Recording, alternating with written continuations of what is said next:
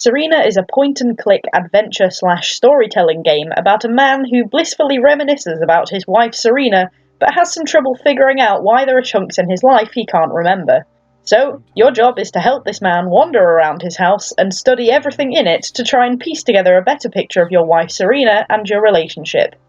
Unfortunately, this fact isn't really well advertised by the game. You enter the game sat at a table and just have to start clicking things to figure out what's going on. Sadly, that happens all the way through, and the unfortunate thing about the gameplay is that the story only progresses once you've pondered over certain objects that are not in any way identified as more important than the other ones.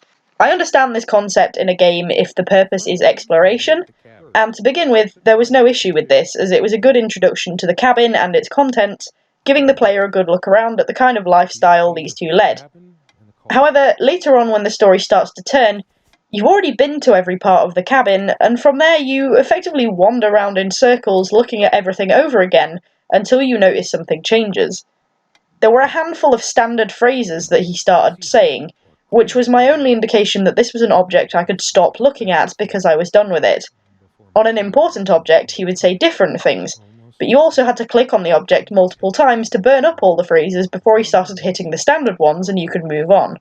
Sadly, that sort of disconnected me from my interest in the story, because I knew what would progress the narrative on, but you can't access some of the objects until you've pondered wistfully over the correct number of other objects in the room, so it became more of a switch-flipping exercise, where you tried to look at the right things so you could get to the meaty parts and get some more information.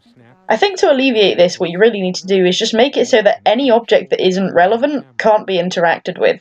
This happens for quite a few things already, but if the object only sparks a memory once, you might as well make it useless after that. Then at least you're not running around the room hearing, I couldn't care less about that, on every object you touch. I know that this would potentially cut the story a bit shorter, but for this game it was only supposed to be short, and it's better to have a high quality and shorter game compared to a stretched out game that's only longer because it's hard to figure out. Or even just some kind of slight direction as to what you might need to do would help. As for how I feel about the story itself, I'm a little bit torn. I liked the start, I liked the way it started turning, and I liked the depth and background. The twist was good, more in concept than execution, but the general idea for the story wasn't bad. I think the biggest issue with it was the ending, and it was mainly just a lack of clarity.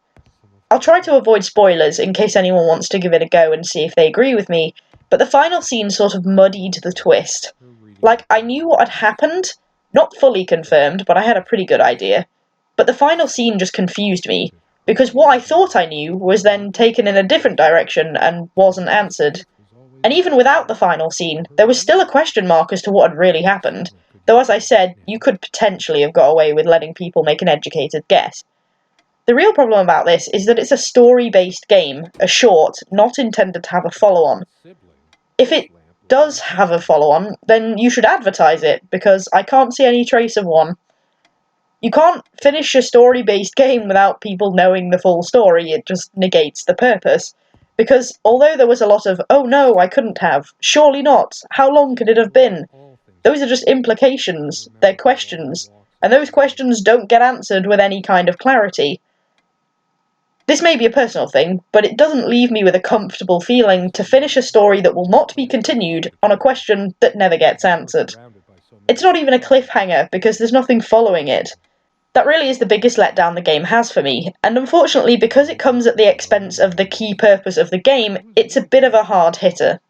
I feel a bit bad for bashing the game, because I could see from the store page that this was some sort of fan collaboration, and I know that things like this require a lot of work. And don't get me wrong, I see that work. The atmosphere was infallible, I can't give any quibbles to that. I'm not sure if someone wrote the poetry in the letters from Serena, but wherever they came from, they were fantastically written. Great vocabulary, no spelling errors, which is something I will never take for granted. You see spelling errors in games far too often, so I'll always give credit to anyone that doesn't make any. All voice acting was very well performed, and the general setting of the room, the graphics and content were really well designed.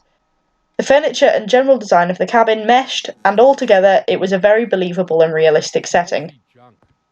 After playing it, I was a little surprised, and I don't mean to sound rude saying this, at the sheer positivity of the reviews this game has on its Steam page. But when I look at it closer, I see where they're coming from.